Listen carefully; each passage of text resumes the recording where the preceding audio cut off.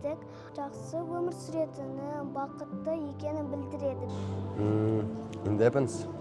Independence for country means it gets to make its own rules, decide your own future, and choose your own leaders.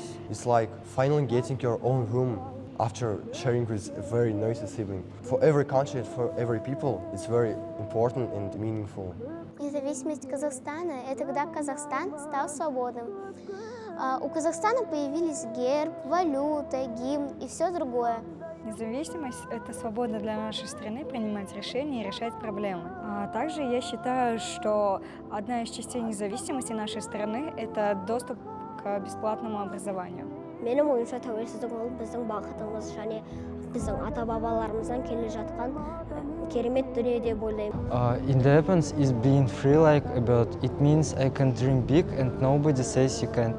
Happy Independence Day. С наступающим днем независимости. Тәуелсіздік күні құтты болсын. Happy, nice Independence Day. Всем с Днем независимости!